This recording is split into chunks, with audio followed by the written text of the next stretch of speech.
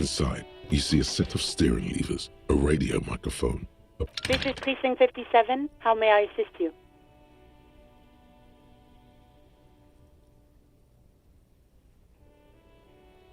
Yes. It took some convincing, but I got the mercenary's name and a few biographical details. Are you ready? The lieutenant leans in to listen, notebook in hand. That suit of armor was issued to an Oranese citizen named Ellis Kortenaer. That's Ellis Kortenaer.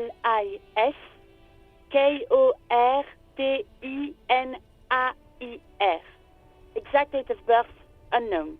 He was signed into the Lelystad County Neonatal Care Unit on 28th of February 09. He was found as a newborn in a leaf compactor near an abandoned farm. He spent 4 months in the neonatal unit, survived apparently, and was assigned to a foster family at 2. According to Klaasje, Lele said his real name wasn't really his. Perhaps that's because he was fostered. This is what the ICP knows about him. He was raised by foster parents, entered the Eastbrand Military Academy in Vredefort at 17, then served in the Oranese forces till he was honorably discharged in 41, just a year before the Seminese conflict. Then the armor followed him to Semenine, or at least I assume it did. And that's it. There are no records of his employment in Crenel, or any of its other incarnations, or him even entering Revachol. It's a garden tool used to press leaves into these cubes. It's a detail the hospital had, the only detail in these files. So I thought it would be good for you to know. It is. Thank you, Alice. None, officer. Sorry. Even that is a small miracle. These organizations usually double-check their inventory. Thank you, Alice. Great work. No problem, Lieutenant. A compliment from Lieutenant Kitsuragi. Not bad. A name. This is very good. Ellis Kortenaer. Sometimes police work is about human dignity, about giving back names to anonymous victims. I'm glad the inquiry was helpful to your investigation, officer. Did you have any other questions? 57th, over and out. In the cabin, you see a set of...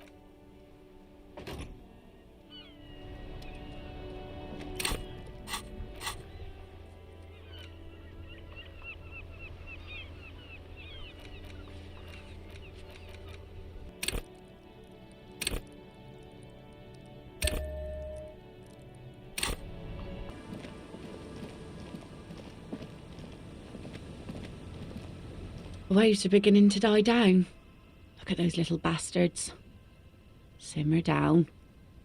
Simmer down, bastards. Let's see. Who are you looking for? Okay. When did this person stay here? Oh. I've been out on the sea for most of the past week. The weather's been good for fishing, so I usually start at 4 in the morning. Yes, that's the optimal time. Got to make the most of the calm. I've been sleeping like a corpse after. The sea really takes its toll.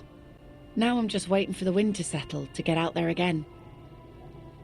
Sorry I couldn't help you out. Maybe I can help you find someone else.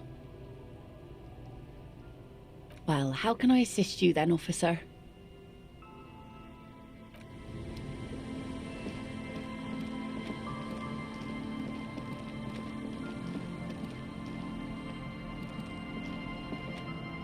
Our tenant, the policeman.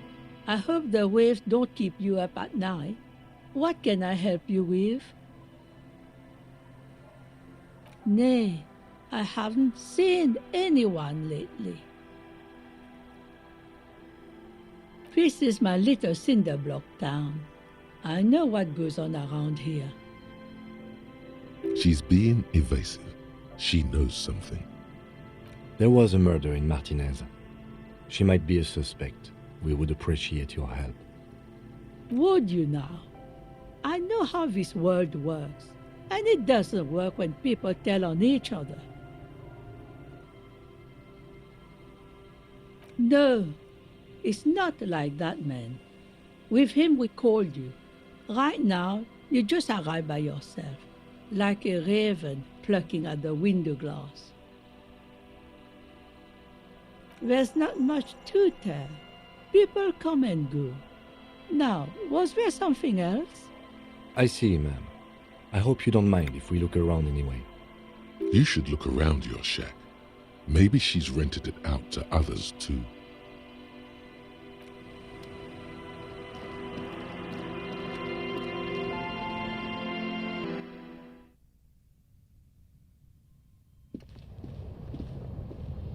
As you look at the floorboards in this corner of the shack, it's clear one of them isn't quite level with the others.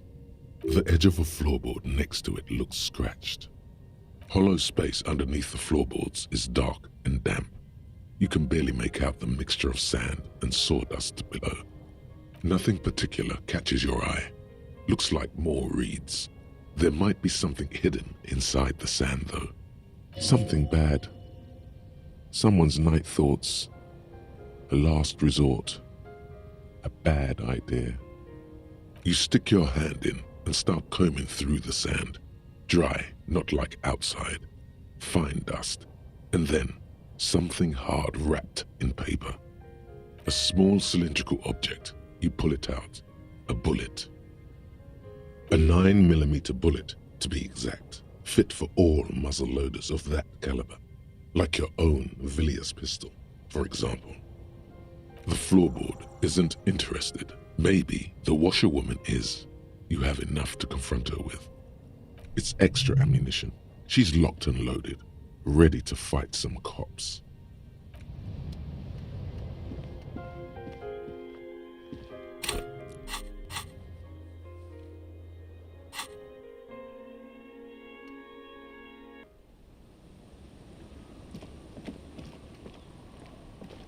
Our tenant, the policeman. I hope the waves don't keep you up at night. What can I help you with? Damn that girl. And without anger, a long and harsh life has taught her not to buckle under pressure. A bullet? You didn't put it there, did you? She did. Gone and hid things in there? She's usually a good tenant, and not a stupid one either. Yes, I let my room to that Ruby girl. As I've done before when she's been in trouble or just looking for solitude.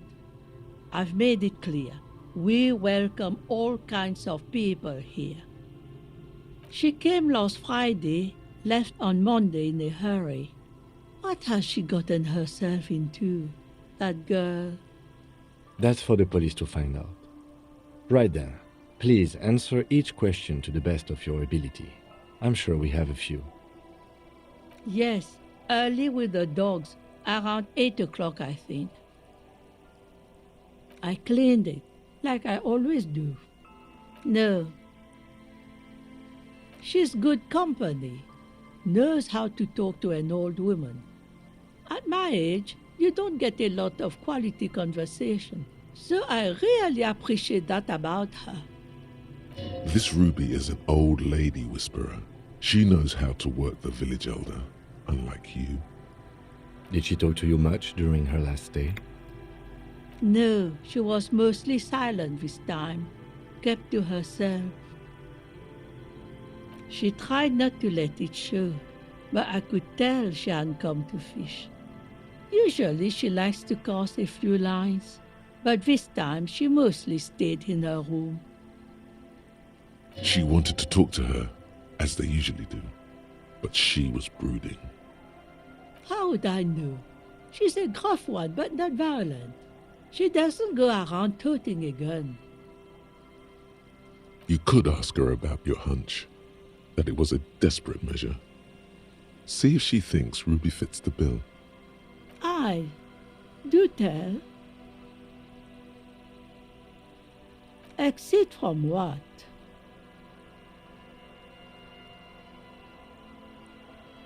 The lieutenant stops writing for a moment. He looks at you, then at the old woman. No, she's a fighter.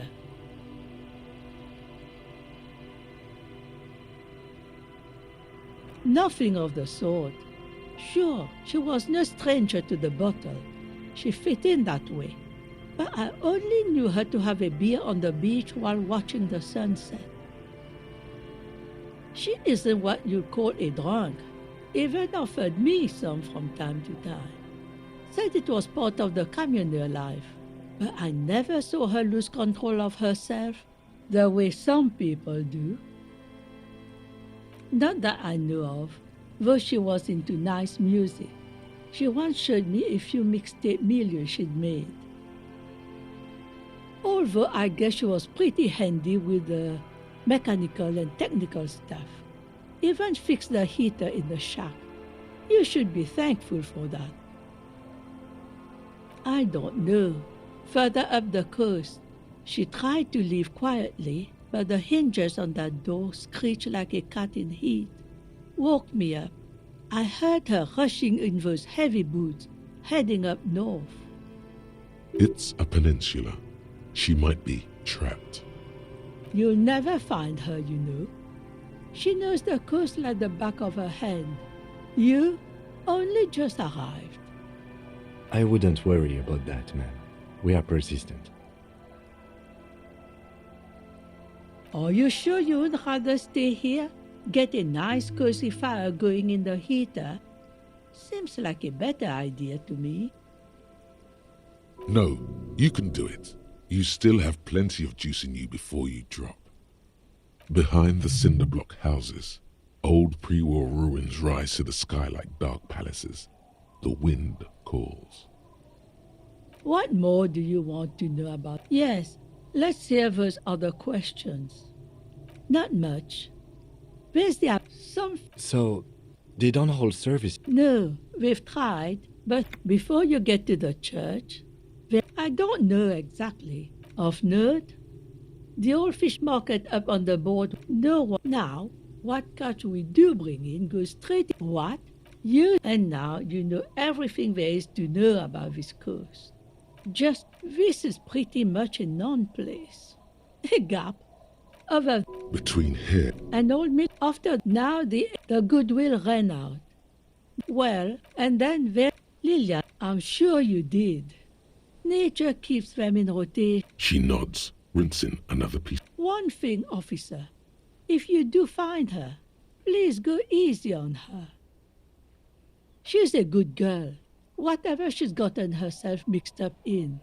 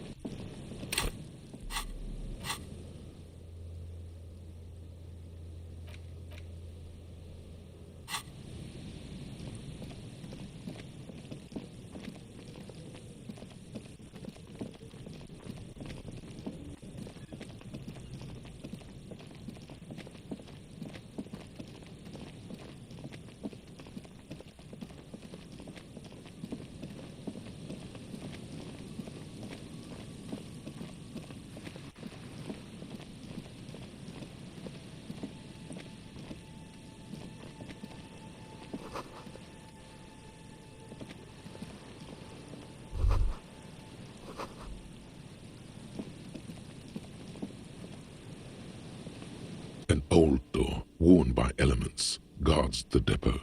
The wind has blown a sand dune in front of it. The door hasn't been opened in a long while. You see a handle. It's military, a service depot of some sort. The washerwoman mentioned a depot up the coast. She said it was for moving ammo and cargo across the bay. This might be it. From here to the whirling, I can't see how. The church is in the way.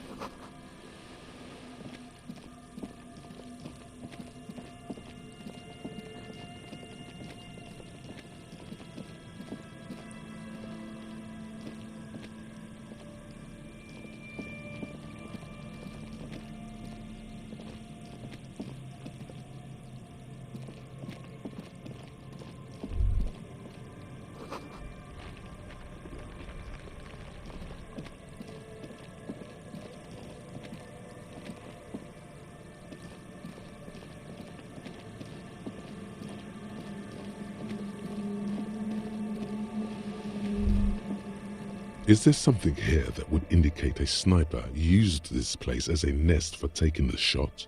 Just some urban detritus, a bottle, and a dilapidated old comms tower. In the distance, you can hear the breakers roar. I don't see it, Lieutenant W. Freitor. I don't see a person take a shot here and hit something there, in the whirling in rags. To warm his hands before pulling the trigger? Perhaps, but anyone could have made this. The coast is specked with fires this time of year. Truthfully, this seems like a very poor choice to take a 1.2 kilometer rifle shot from. Visibility is awful. There's water vapor everywhere. I think we can rule out Biddable Prime, was it? It's not possible to climb that ladder, and even if it were, why? There's no platform up there to aim from. Those? A smoking assailant who favors Tumutiri to Astra or Johan? Cigarette butts are everywhere. This is a common brand for all men. Still, you felt it was important enough to make a mental note. That means something. You didn't pay attention to any of the other cigarette butts on the coast. There, 1.2 kilometers over the cold water of the bay, through a thick snowstorm melting flake by flake in the waves, you see the smallest rectangle, barely visible. A glowing light on the third floor of the whirling in rags. With binoculars, you would see a young woman's shape move behind the glass, her limbs long and slender. Smoking, drinking, being happy and elated, without you. Because you're here, freezing in the wind, aren't you? Doing your detective work.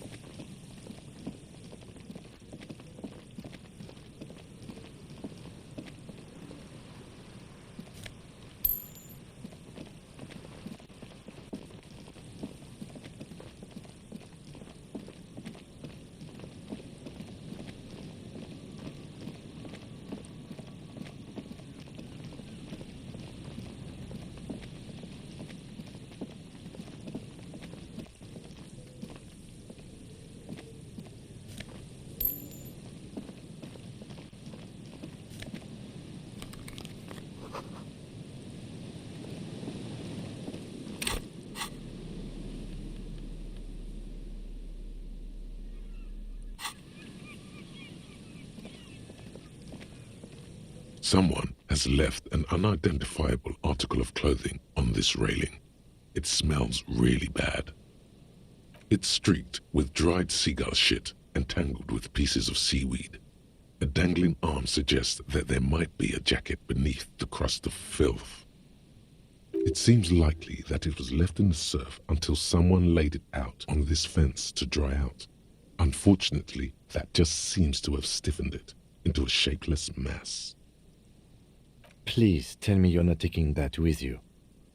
It's a guano-encrusted jacket, and you're already carrying around enough as it is.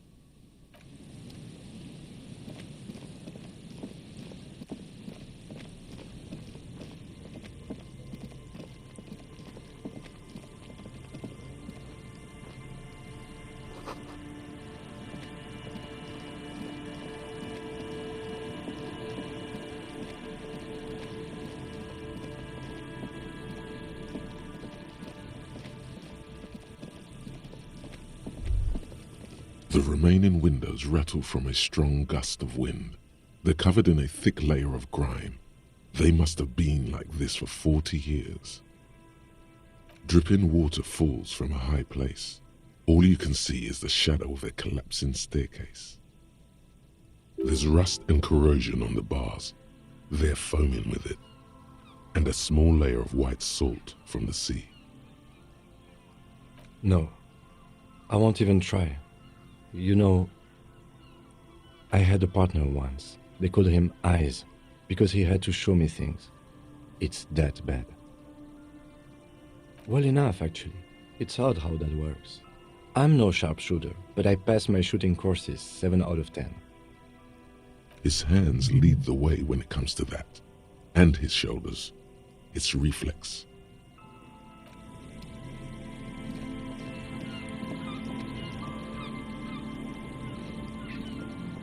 You see a once bright mural towering above you.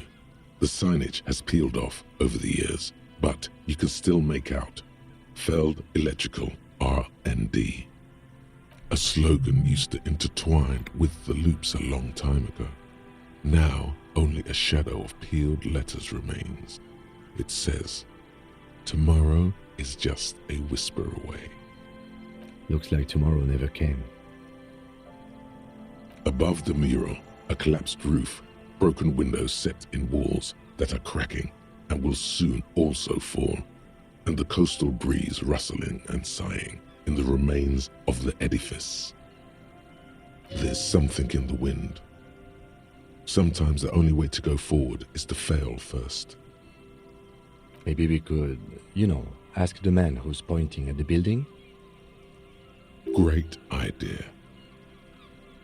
In there? She could. Or she could be in the identical room over there, or in that boat shack, in that church tower, maybe. Why single out this one building?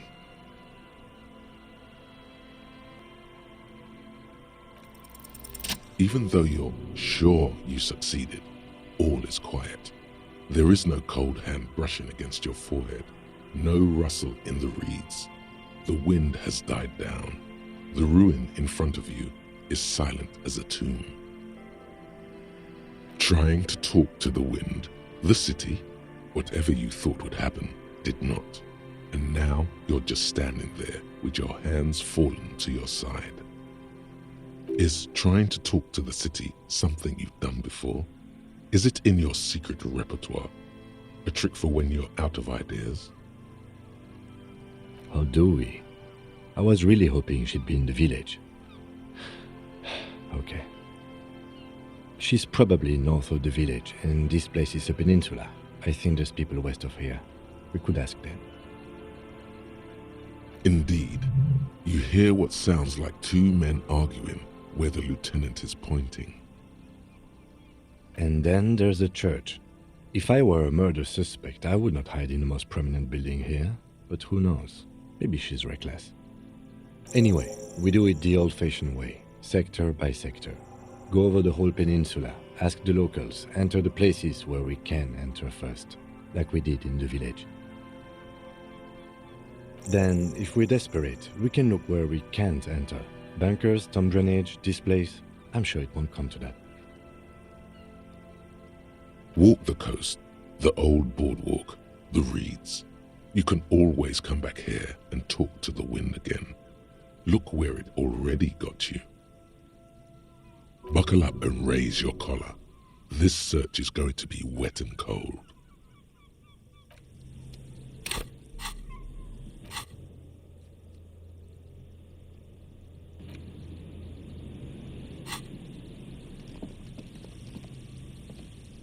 And Mikhail noticed the windows, especially with how there are no windows on the south side. This was to deal with. You officers, come to investigate the historic subtext of West Martinez? I'm Tran Heilostam. You must be Kim Kitsuragi, right? I was just telling my son about this building. Not a lot of people realize the historic significance here. Very rich in hypertext. Nice to meet you.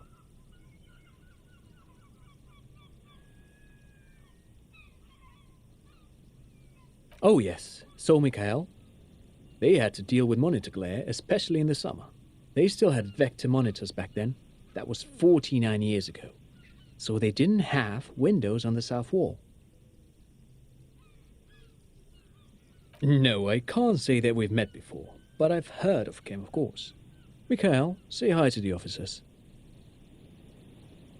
Mikhail's a little tired today. We spent all night trying to run Orbis on his radio computer. Have you heard of it? It's a programming language used in Grad. Quite tricky, but he wanted to play this Grad-made adventure program. We've been getting really into Worms lately. The man speaks in the artificial cadence of a professor, or someone who's been on too many radio shows. But I assume you're not here for giant worms when there are so many real things to see. Just as I was telling Mikhail before, this is where the Coalition landed in '08. We could be standing on what is the most interesting landmark in Revachol West. This man is your half-brother. You feel it. But why? No, I'm afraid I can't help you with this one, officer. It's just a regular day off for me and Mikhail here. So you haven't seen anyone around? No, I'm sorry. As I said, this is just a day off. We just arrived anyway. No, thanks to you for having me and little Mikhail here to pick your brain. A very interesting conversation indeed.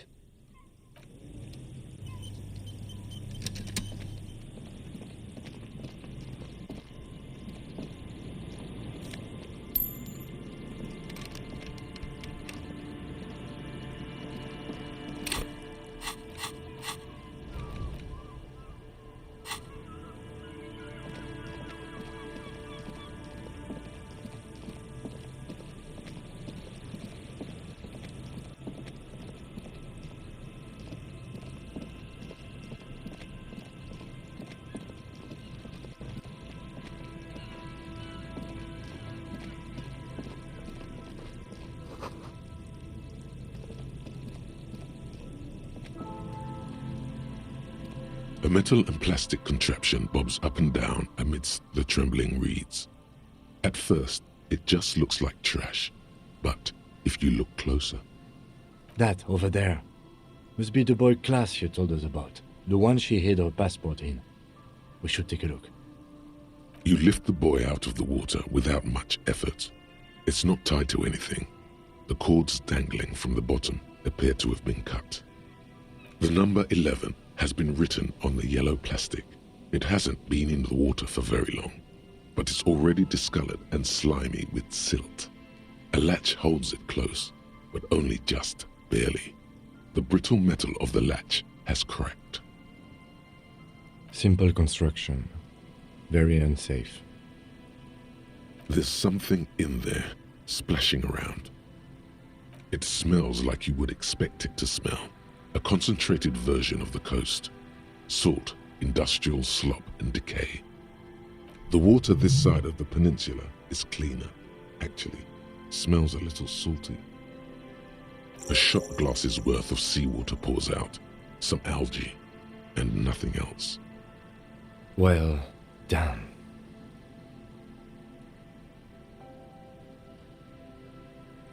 We still got here too late. There's nothing of use here anymore.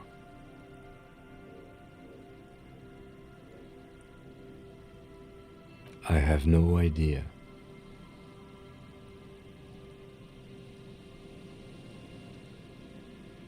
Or think we do. This is a small loose end, either way. Not important, I hope. Could be. We should keep an eye out. Nothing more for us to do here. Let's go. You could ask the miss what she thinks, later if you have the time, though you doubt she'll tell you much at this point.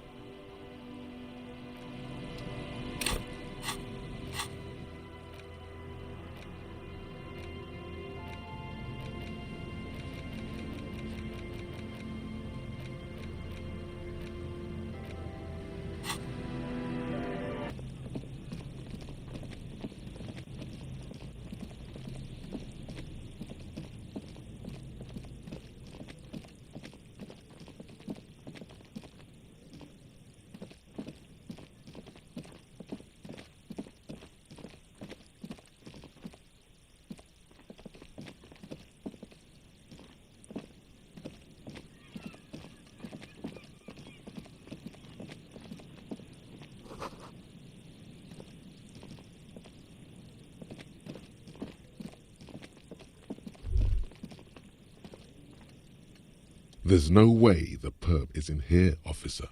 Look how scarred the boards are. All attempts to pry them off have failed. The suspect? God, I hope not. I can't see a way in, though many have tried. Not this time. The opposition is insurmountable, but I like the spirit. Have some points. It's lonely and cold without points. And dangerous. Dangerous too.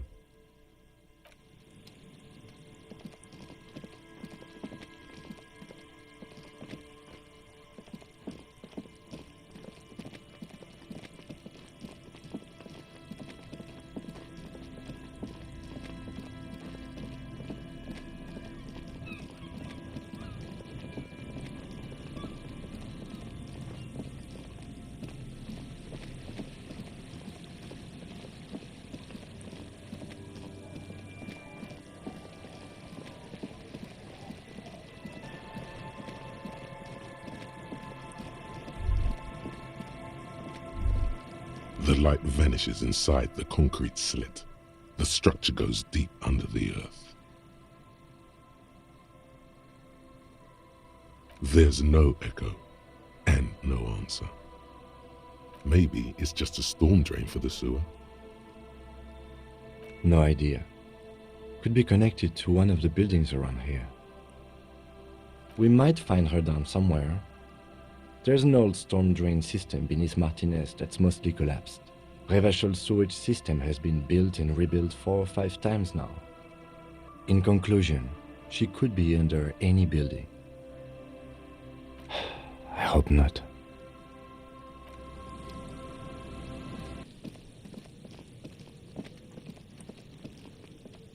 Heavy wooden doors, more than twice your height, stand shut in front of you. The rectangular sea-worn ornamentation appears in stark contrast to the padlock, carelessly drilled into the wood. The carving on the door is block-like and angular, like the church itself. 2 large beams shoot downwards, sinking into the wood before they reach the threshold.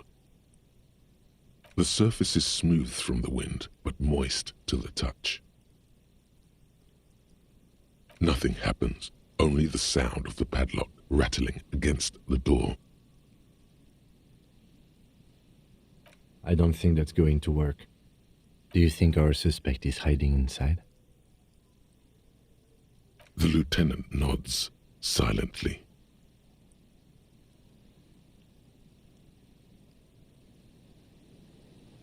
This cheap-looking padlock is sturdily built. It shackles together a hasp and a staple screwed into the wooden door. The lock is adorned with a yellow sticker. It'll be easier to break the staple than the lock. Also, that sticker is interesting, somehow. You see a yellow circle with 2 X's and a big curve below them that looks like a mouth. You're pretty sure you haven't seen it before, but what the symbol depicts is clear enough. A smiling dead guy. The curve makes it smile, and the X's make it dead. He takes off his glasses and uses a blue handkerchief to thoroughly wipe them clean before inspecting the sticker. Then he looks up, pauses, and replies. No. Looks like a dead man smiling. Suggests junior delinquency. For Revachel's ZOC, the moral intern defined junior delinquents as minors between the ages of 10 and 16 who have committed an act in violation of the law. These acts aren't called crimes as they would be for adults. Crimes committed by minors are called delinquent acts. This was part of your officer's exams. I haven't seen that sticker before, and I'm not a youth. Thus, it must be made by youths. The padlock passes through a staple that's been hastily attached to the wood. Closer inspection reveals that one of the screws is not a screw at all, but a nail. The work has been done recently and is unprofessional, to say the least. Should you want to get through, it might be easier to just pry the whole thing off. Maybe we should look for another way in first. The church has seen enough mistreatment. How about we go and check out that tent again?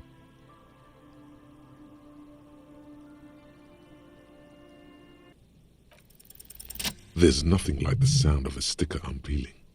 Now it's stuck to your thumb.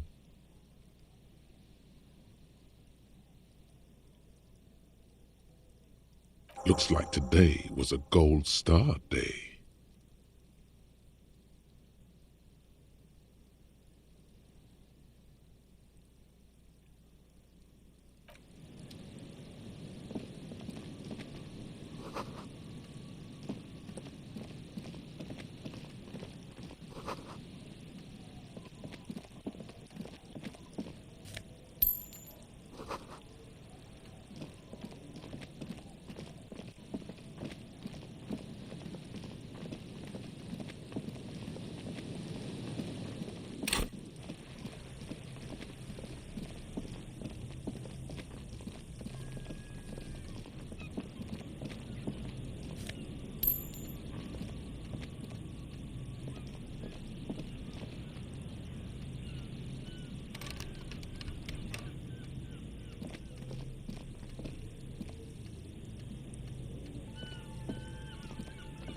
The once bright mural towers above you, saying, "Feld Electrical." Suddenly, there's a sigh, carried on the molecules around you, moving, flowing from high pressure to low pressure, like that of a woman emptying her lungs. She wraps the collapsing stone box in front of you in her breath, flowing through it.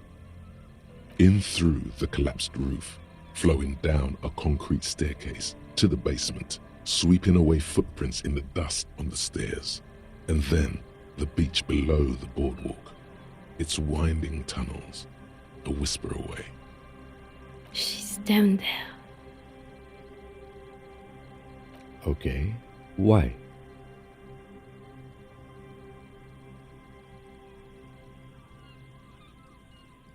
So, how do we get in there? The doors were on the collapsed side of this building. They're gone, basically. Finally, my time to shine. Perhaps you can climb them. We are not climbing anything. I'm 43 years old, and I plan to live to see 70.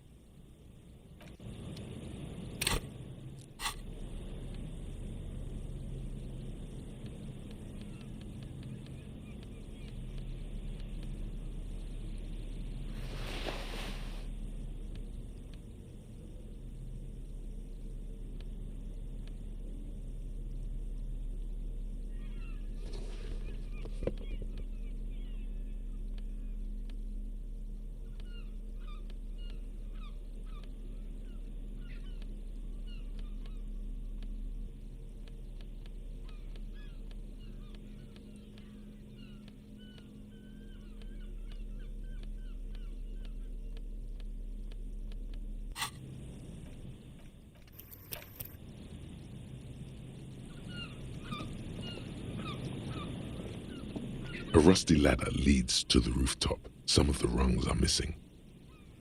Yeah, that doesn't look good at all. The distances between the remaining rungs are rather wide. You'd have to use the mounting brackets. However, they seem corroded and the peeling rust is razor sharp. In addition, the first rung is going to be tough to reach. It's what, 3 meters above the ground, and you're 180? Not to mention that the roof is collapsing and the wind gets pretty brutal up there. Dismounting from the ladder is going to be hard. Perhaps if you were to not climb the ladder, instead... Astral projection. Be open-minded about this. Teleportation is not a thing.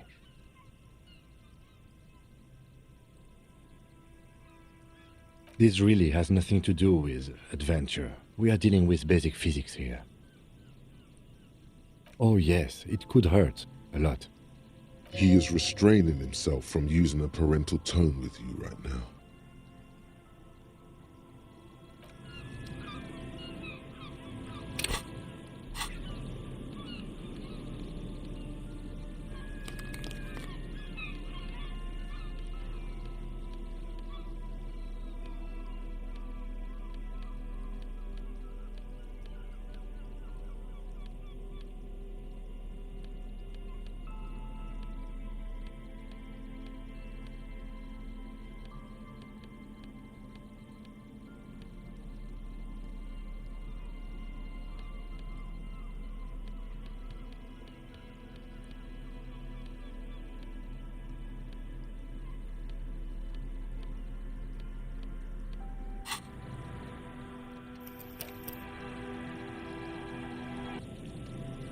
The rusty ladder leads to the rooftop.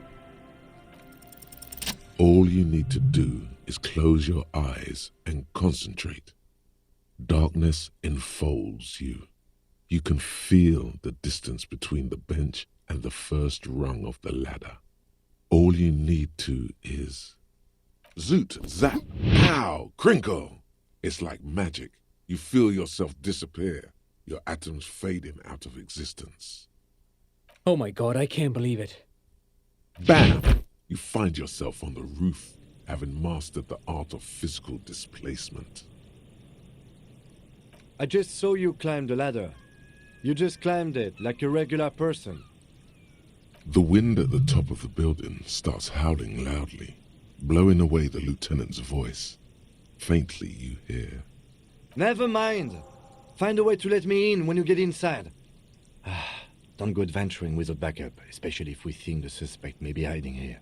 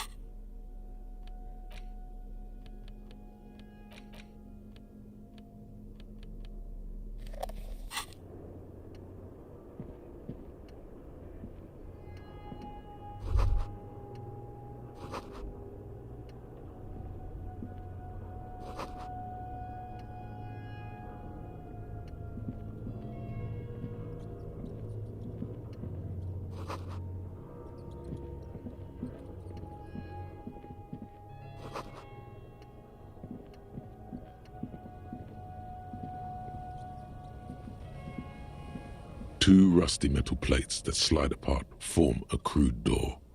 It's been here under the boardwalk for a while. What do you mean, who's there? It's me, Kim. Stop playing around and help me get this door open.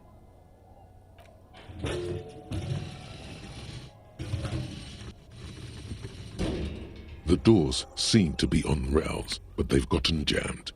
You grab a side and put some strength into prying it open. With the help of your partner, the two metal panels slide open with a creak. Huh. I hope no one dangerous heard that. After you climbed up to the roof, you mean? There's a maintenance entrance under the boardwalk. It's next to a drain pipe, possibly a storm drain. It was easy to miss before. Yes, we have an exit, so let's get going. Time to investigate these passages.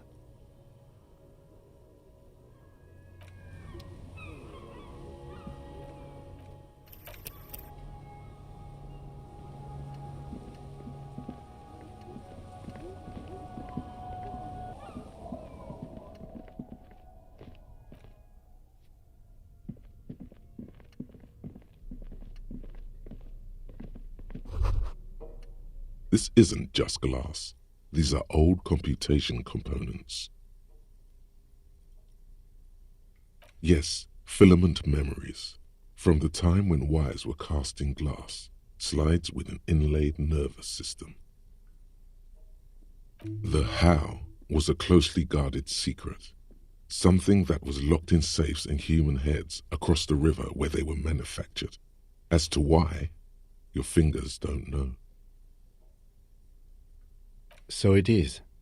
I think it is used to form a single system, slotted in the wall. The rest of the building seems to have been picked clean. These? No. These are old filament memories. I hope you're not expecting to find that device here. You will be disappointed. All you will find here is pain.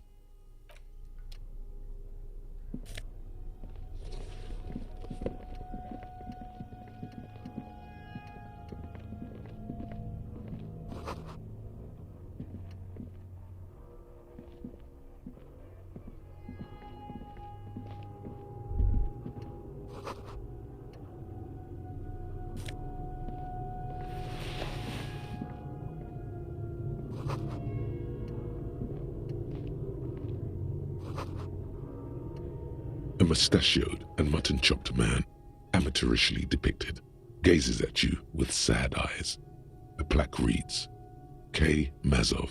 There is a spider web in the lower left corner of the portrait. Years' worth of dust is shaken off. The full head of hair, matched by an ample moustache and sideburns, look a bit silly. Someone crouches, heels digging into wet sand. Hands sweep across the sand.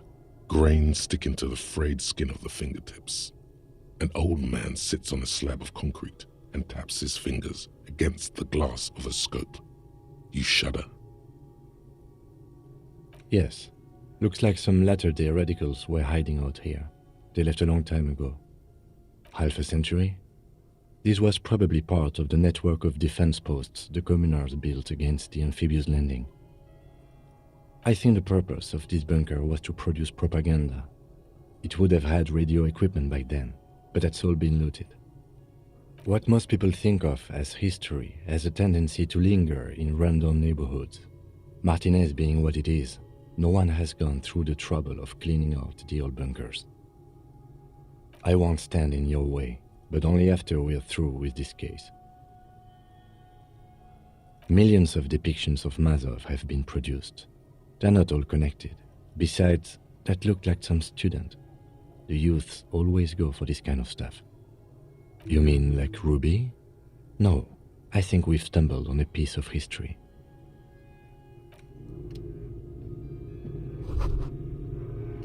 Could this have been the killer's hideout? And this narrow window, the point of origin of the shot that killed the mercenary? This does look like an embrasure, a slit made for shooting out of. The lights of Martinez shine coolly in the clear night.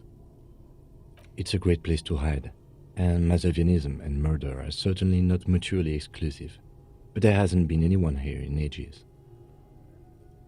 Indeed, no one could get a clear view. Well, at least we've been thorough. I like thorough. The lieutenant's voice betrays a slight disappointment, which he glosses over by reasserting control. In fact, I think we're done with this bunker.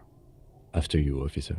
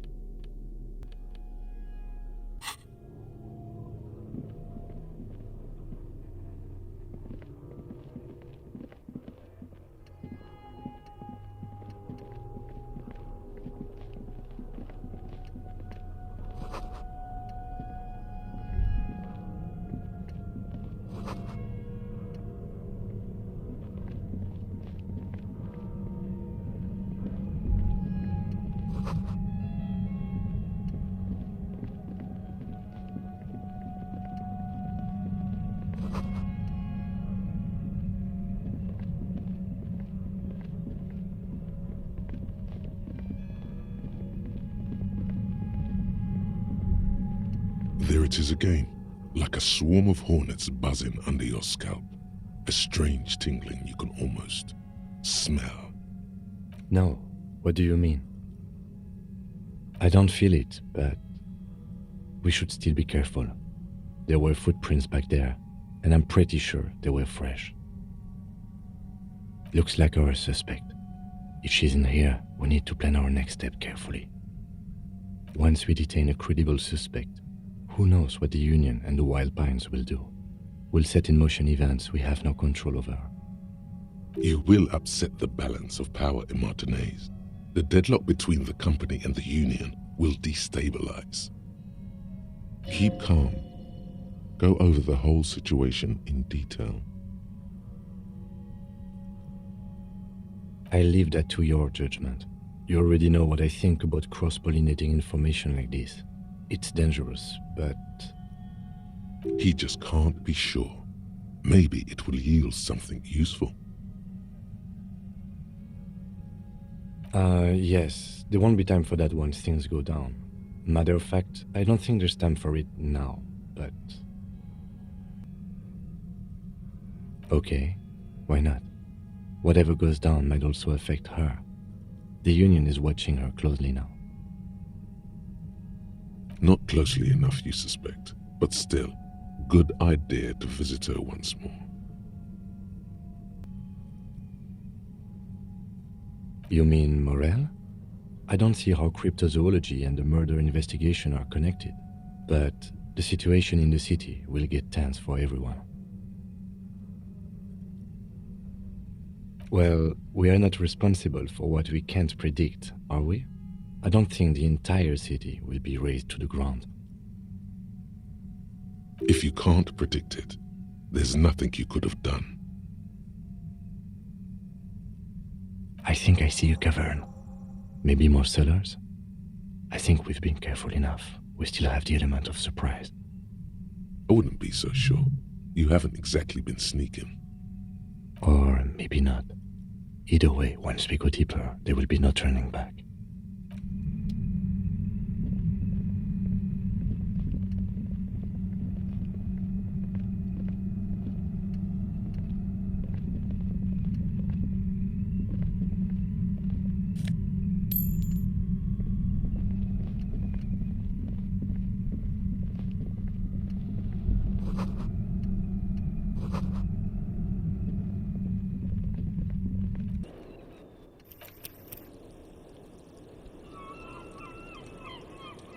Officer, what brings you up here in the rain?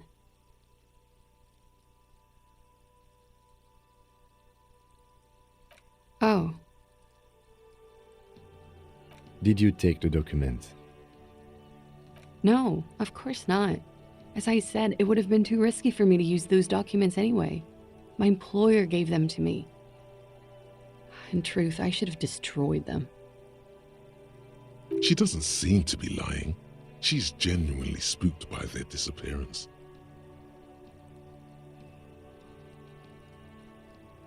Yes, I am. Regardless of who took the documents. It was probably just an accident. I was worried at being too careless with the latch. The documents were probably just washed away.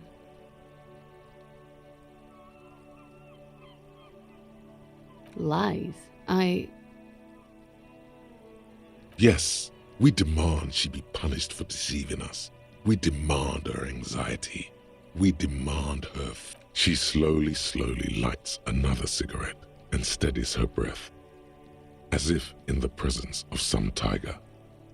Lie. Yes, we demand she be punished for deceiving us. We demand her anxiety. We demand her fear. There may be grounds here, at least for an extended detention. A little whimper. The young woman hears you. She's looking around. She slowly lights another cigarette and steadies her breath, as if in the presence of some tiger. I really don't know, sir. I certainly don't feel like I've won. I feel like shit, sir. All the time. Clearly, I haven't. We're having this conversation, aren't we? How well could it have gone, I mean? The rain falls on her shoulders, tinting her blonde hair light brown. It smells of industrial pollution and brine. I'm stuck in Martinaise just like all of us. I've been up here for I don't know how long now. I like to call this my rooftop containment facility. For my sins, of course. The long-standing sins of a bad, frivolous person. For destroying my first love. For working for bad people. The list goes on and on. Did I? Why do I still feel suspicion hanging over me then? What I managed was to get him killed. I'm the love that does people in, remember? The lieutenant looks away, over the railing. I don't know what to say. None of this is fortuitous for me.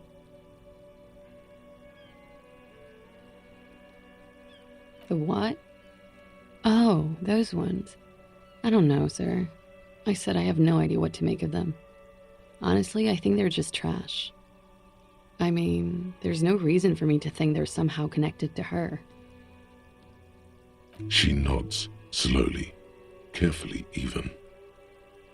There is suddenly a strange glint in her eyes. Not malicious, but dangerous.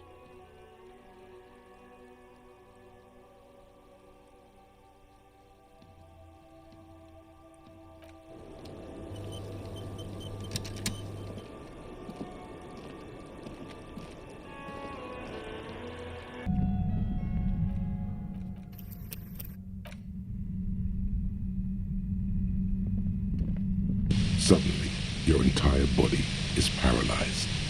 Aggressive white noise fills your skull. A strange pain, like you've never felt before. Through the static, you hear a woman's voice. It's like 1,000 radio stations are being blasted into your head all at once. But her words are the only ones you can make out. I know you're feeling pretty uncomfortable right now. Don't move too much or fight it. That'll just make it worse. Can't say it's a pleasure, officer. I was really hoping not to make your acquaintance. But here we are. The voice coming through the whirlwind of pain is not malicious. She doesn't want to hurt you, but she has to. Doesn't wish to hurt you, not according to your ear canals. Wait, no, not even your ear canals. This is going directly into your neural pathways. No, buddy, that's not going to help. You can't shield yourself from this. It's an entirely new type of experience, way worse than all the previous ones. Don't focus on the pain. Focus on doing your job. Tell her she's under arrest. Really now? Check this out. You're overwhelmed with a new surge of violent static. It feels like a blood vessel exploded in your brain. I'm using a pale latitude compressor. You and your partner have been caught in its field. The explosion of static you're hearing is the ULAN frequency, blasted from that pale emitter that Angus mentioned. Saw my equations? You've been sniffing through my lorry, right?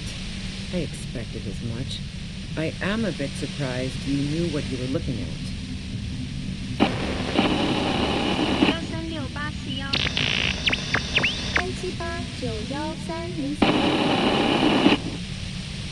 A pale latitude compressor is used to sort of make the pale more manageable.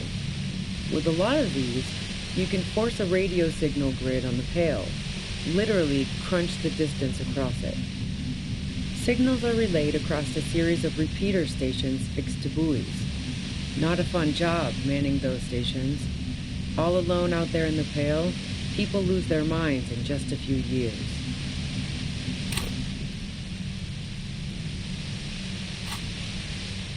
So, what we are experiencing is a concentration of radio waves. Precisely. This is an industrial strength paraboloid. It's meant for forcing dimensions on something that doesn't have them. Needless to say, the frequencies used are out of this world. At the upper limit is the large prime number generator station. It's used specifically for pale latitude compression. That's why you may be hearing some numbers. But you might also hear, or think you're hearing, local radio chatter. She's been holed up in here for a while with no one to talk to. Keep her talking, and you just might get an opportunity to break you loose. The pale? It's the end of the world. I built it myself. That's illegal. I'm guessing it's patented. But we are beyond that, aren't we? Oh yeah, way beyond. No, once I shut down the compressor, the pain will end. It may take a few minutes for you to steady yourself, though. It's a bit like waking out of a very confusing dream.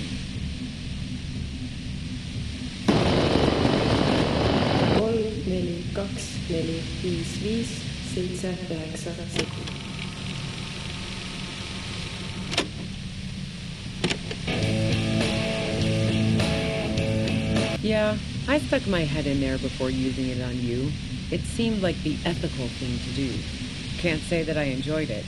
The field was weaker, but I can imagine what you're going through. Yeah, let's not talk about that shit. You were hunting me and fell into my trap instead. That's all there is to say about it.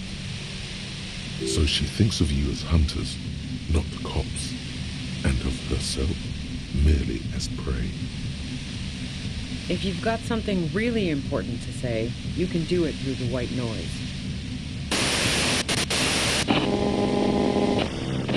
3, 6, 1, 8, 9, 2, 8, 1. You're looking for a deal on mattress. Spirit FM. Foxscorn preschool 6, 2, 9, 7, 102819.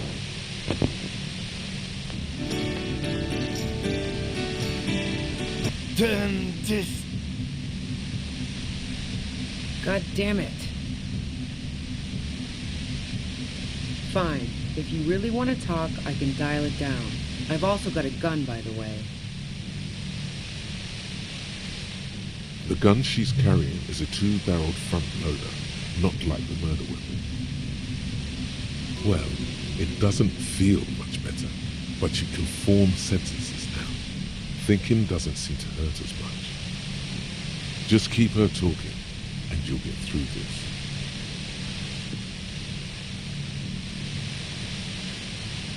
I heard you in the passages, and I've been preparing for quite a while. So you found my shack, huh? I'm not surprised. So nice.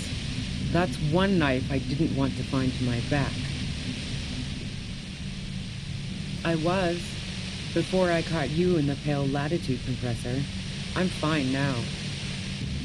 That's her admitting the bullet was an emergency exit.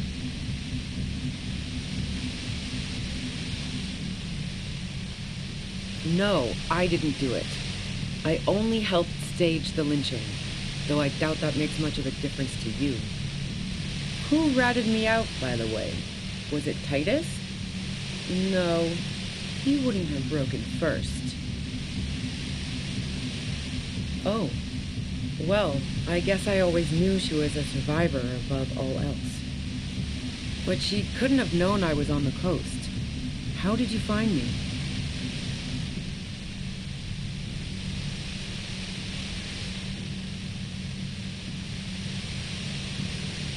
Titus and his boys, man.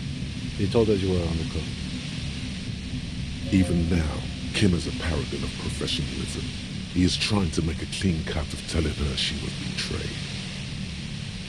Well, fuck. Those guys liked me, I know it. If this is what happens to people whom people like... A dull despair is creeping into her voice. How the fuck did the rest of you get by?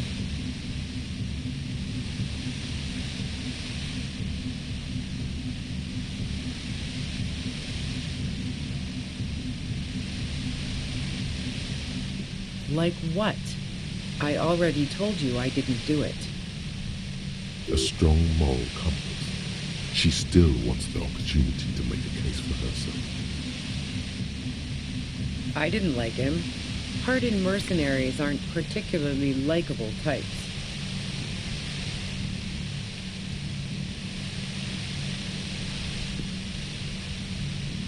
You think I was envious of his conquests? Look, pussy's not a problem for me, and definitely not a reason to off someone. See her confident gaze, her toned arms. Yeah, she wouldn't have had much trouble in the intimacy department. Yeah, sure. And I didn't like wild pines sending in those foreign hirelings. Me and a fuck ton of other people around here. I'm listening. Man, I was with the boys the whole night. I hope they at least bothered to impress that upon me. You mean the length of a toilet break? That wouldn't even have been enough time.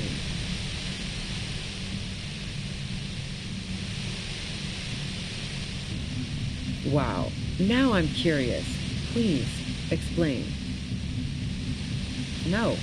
Not since I was 14 and hanging out in the only diner in Dardun. Haven't been into low-risk, no-reward games since moving to the city. Why? Yeah, and probably some ghosts from the time of the suzerain. I'm not really interested in supernatural mysteries.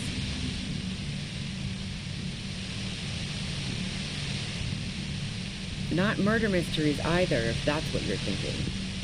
She looks you in the eye impassively, making it clear that she's not planning to comment on the matter any further. The fuck do elevators have to do with anything? Not particularly. I'm not really into old shit for old shit's sake. God damn it! Don't know it, but also... the shot couldn't have come from the roof, or we would have all heard it downstairs. She has a point there. No one mentioned. That didn't go super well. You've got to lay something better on her.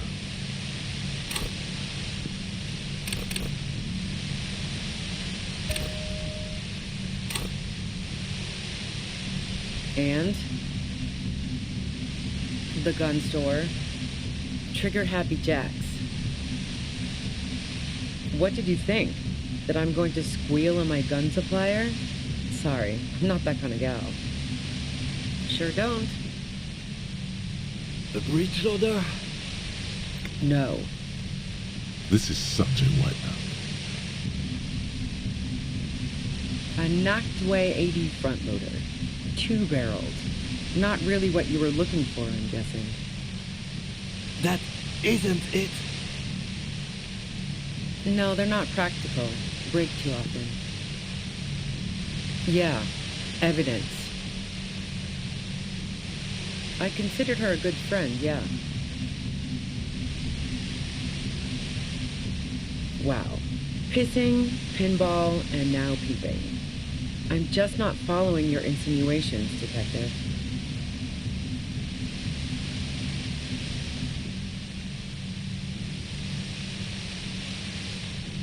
Look, I'm not aware of any hole in Klaasje's wall. And if I had been, I would have told her to get it sealed. That's what friends do. Nope. Look, she has an effect on people. That je ne sais quoi that makes it impossible not to look at her when she walks into the room, and very difficult to look away. But travel enough and you realize, for the same reason that she's everyone's type as an object of desire, she's not irreplaceable. Oh, so that's where you were going with this. That's a very sentimental way of putting it. We both had pasts we didn't want to catch up with us, and we enjoyed listening to music together. Why not go on a road trip? The lieutenant watches her expectantly. occasionally shaking from the pain. Okay, fine. I was into her. Klaasje was into me too for a time, I know it. We even fooled around once. And yeah, after that I thought maybe we could make a go of it. Klaasje only said they maybe kissed. Someone is lying here. If that's what she wants on the record, so be it. I'm not about to go into details for you to jerk off to later. Seriously, just move on. She rejected me with some wishy-washy bullshit about how she was confused because she felt so close to me and valued my friendship so much, and how guilty she felt for leading me on. I knew that wasn't the whole story, but thought, fine, I'll take it and move on. Yeah, one time when we'd both been drinking, I said some heated things about how dangerous her patterns with men were. I was a little worried she'd blow it out of proportion in her head. All the drugs she was doing can make you feel like you're living in a DeLorean tragedy.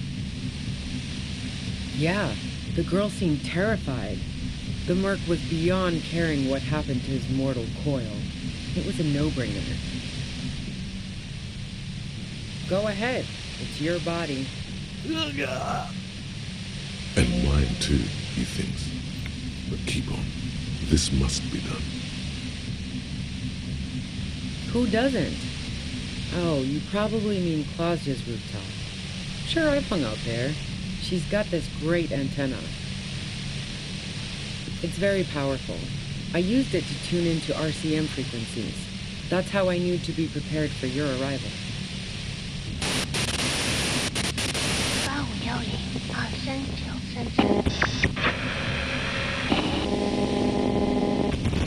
Come in.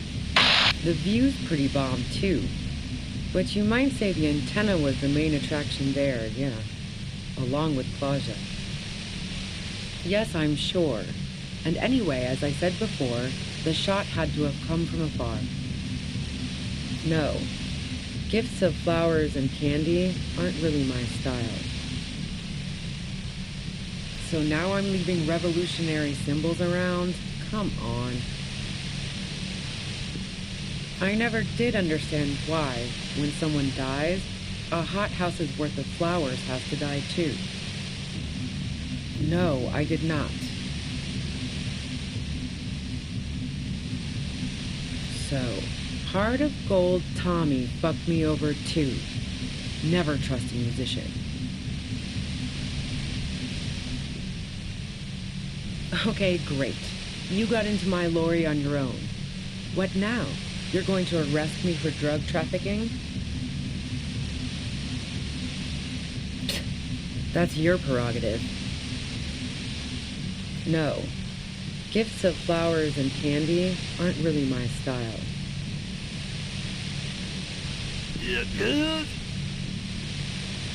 She deliberately avoided naming the mob she worked for. You might be able to find this out later.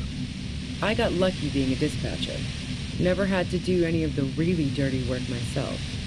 This gun has only been used for self-defense against serious scum. There. It's going to be easier to reach the machine now. Based on what I've heard about you, you are serious scum. There's a sinister note in her voice. Even with the gun and the compressor, she's afraid of you. Yeah? Where? More questions before doing anything.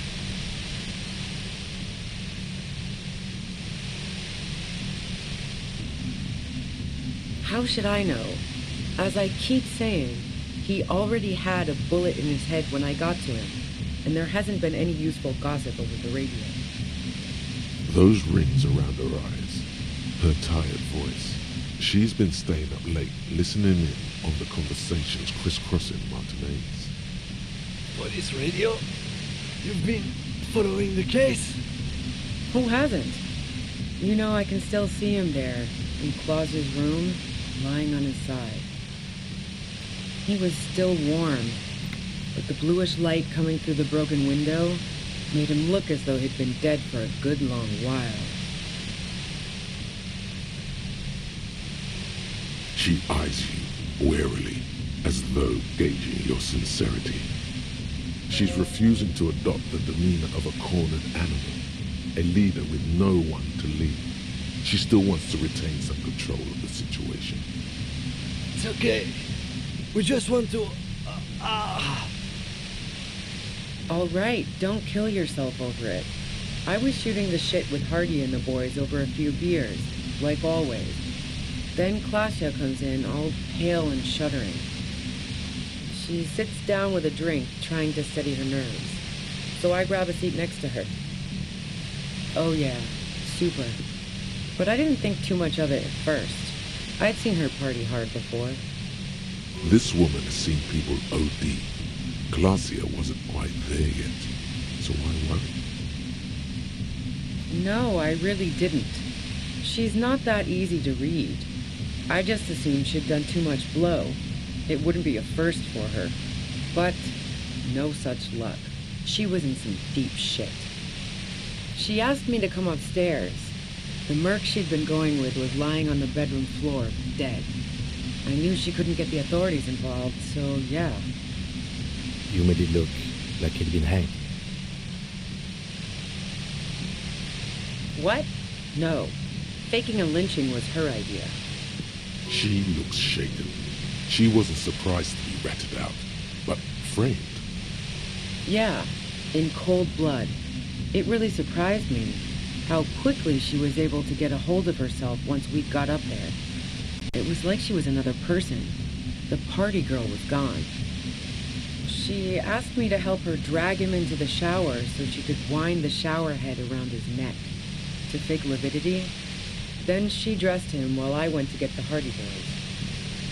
Klaasje knew exactly what she was doing. You can't remain calm under pressure otherwise. Yeah, I wasn't sure whether to admire her or be disturbed. As I keep telling you cops, we didn't hear anything downstairs. No gunshot, nothing. But even if this is true, weren't you worried the lynching might lead to... War? The thought crossed my mind. But the mercenary's death was going to have repercussions either way. Although the way things are going... She doesn't want to talk about this, but not because she has something to hide. She doesn't want the guilt. Fuck it. I'm not responsible for these people after what they did to me. I saw you roll into town. I wasn't about to stick around for questioning by a goddamn la puta madre agent. That strange, distant fear is getting close now. It's a fear of yourself. Yes, you. Everyone says you're his peon, his human can opener. Oh, fucking me. Fucking hell. And why me? You hear through the white noise. It's especially bad suddenly. Felt like a vein exploded.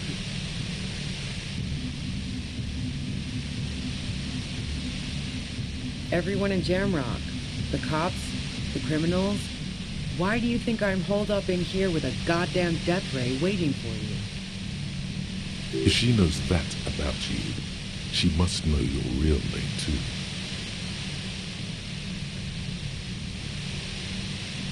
Harry Dubois. One corrupt motherfucker with the disco pants and a funny tie. Agent to la puta madre. So she knows your name. That doesn't mean you're on the tape. Criminals make up bogeyman stories about cops all the time. All of this just means that you're effective. Criminals know you and are scared of you. I don't know. Sounds pretty convincing to me. Is that a joke or a threat? I'm guessing both.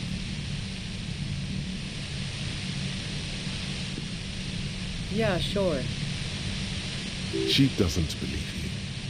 I'm sure La Puta Madre himself will explain it all to you soon enough. You've been to my lorry. You think the biggest player in Jamrock appreciates competition? And now I have Harry can opener in my lair. Fucking Titus. She's not going to change her mind that easily. She still perceives you as a threat. Wait, one thing, possibly small, but she said you rolled into town. Was that you singular or plural? She might know something.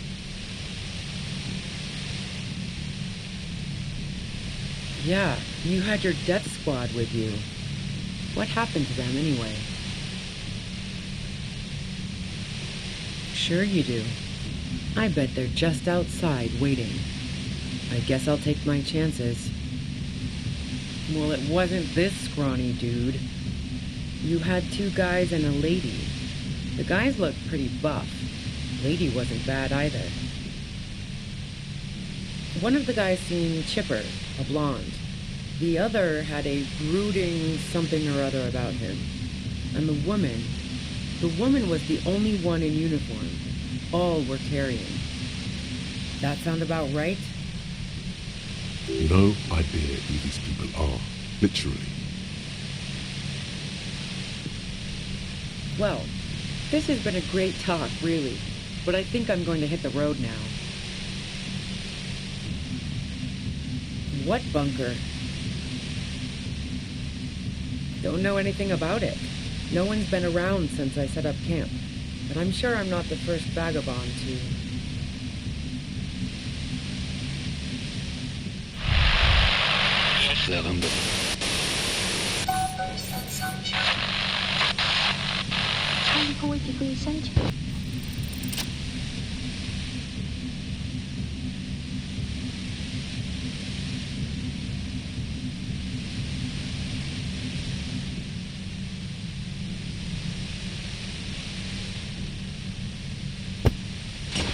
You did it. The compressor lies broken on its side. It's quiet in your head again. It still hurts like hell, but...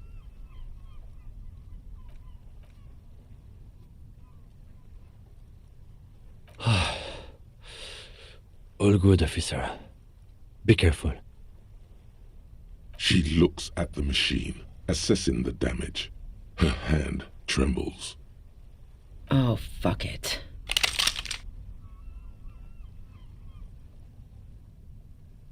Problem solving. Ma'am, put the gun down. That's not the solution to your problems. You are... Oh, yes it is. She's truly desperate. She thinks she has no other options. You need to give her options.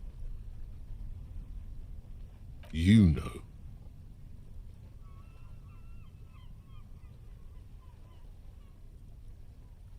This is how you talk her out of it. It's the only scenario in which she lives.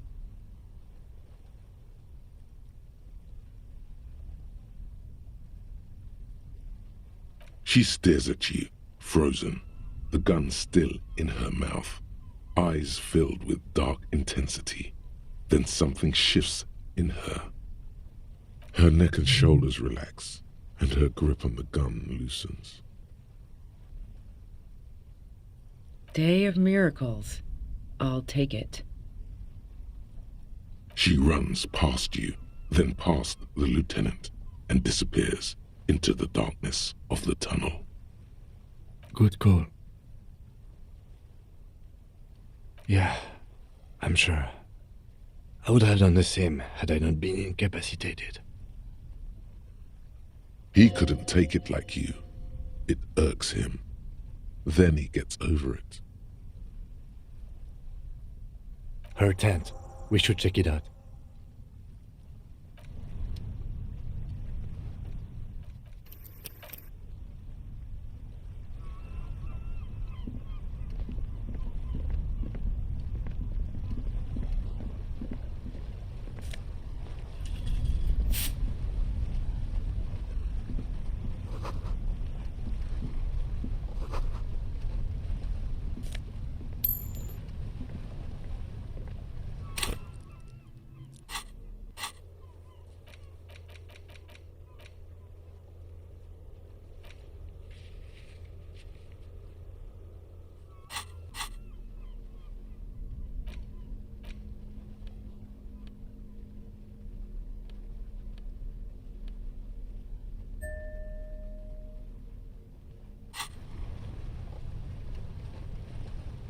The plain red tent stands by dispassionately.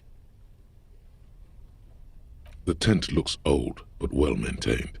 In the darkness of the tent, a rolled-up sleeping bag, cooking utensils, some books, and a kerosene lamp. It reeks of cigarettes. Assorted soft covers, mostly pulp horror. A motor carriage lies buried in the snow on one cover. On another, a ghost airship. You also see a collection of radio enthusiast magazines. See anything?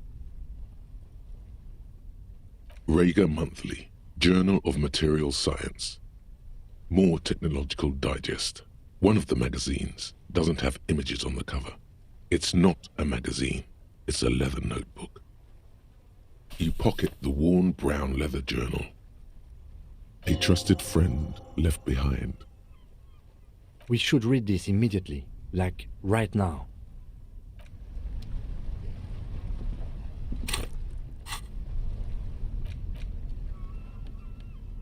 A thick journal.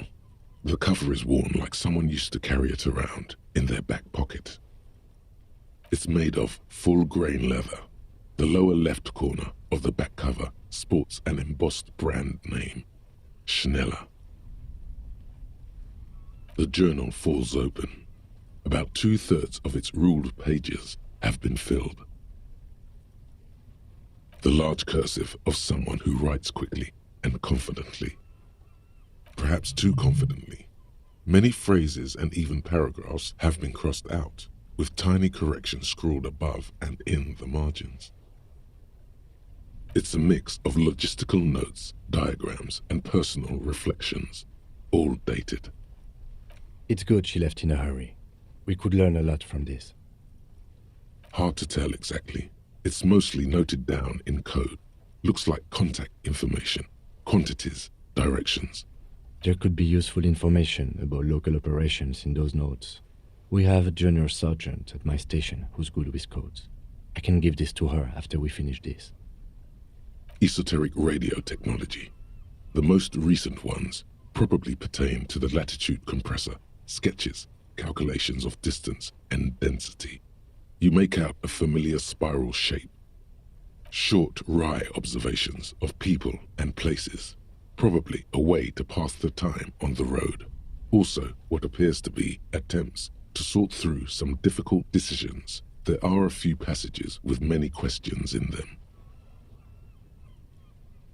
Staff issues, always tough on the leadership. You smell traces of betrayal. The first entry is from August 2nd of last year. It reads simply, I know my position is precarious. All I can do is make myself as useful as I can while looking for a way out. Remember, no one is indispensable. Nothing on March 4th. March 5th, though, well, that's bound to come back and bite me in the ass. I'm bad at this, loyal to a fault. But that's another matter entirely. You have no idea what she means. These are personal notes. Don't expect to understand all of it. That name isn't mentioned as far as you can tell. Small wonder. Would you talk about La Puta Madre in your journal? You do see an M though. La Puta Madre. M is mentioned on March 9th and March 15th. Great. M's peon is coming to town, no doubt to investigate the lynching. But also, I feel it in my gut to finally put a bullet in my head while I'm napping in my lorry or on a smoke break. Well, I won't stick around just to twist my own neck by constantly looking over my shoulder. Then again, isn't that what I've been doing ever since I got the call? Were you supposed to find her, even apart from the investigation then? On M's request? No, you wouldn't do something like this. This must be a mistake. You didn't follow through. You should have shot her in the head.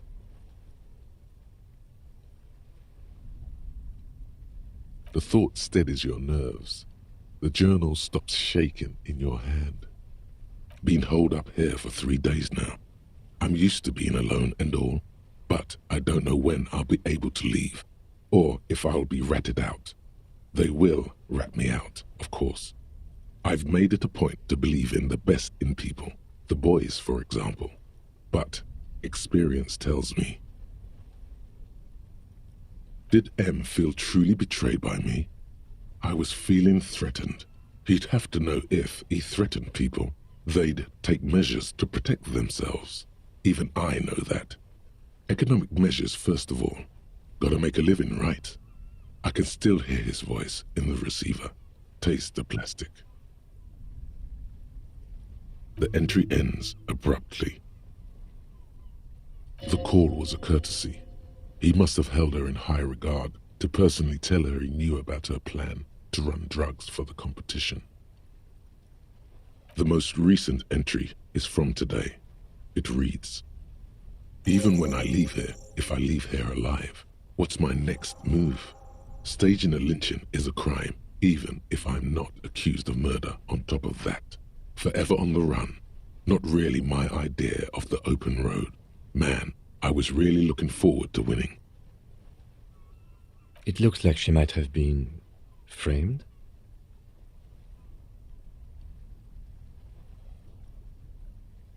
I wouldn't go so far as to say that. We have other reasons to arrest her. Besides, I'm not sure her life as a fugitive is going to be much better than Ouida's, especially if she has problems with the Madre. No, I don't think you are. Ask someone in your precinct if you want to be sure. He truly does not believe you are.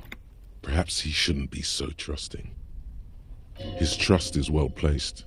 You aren't. You can feel it. Klaasje was the one who pointed the finger at Ruby.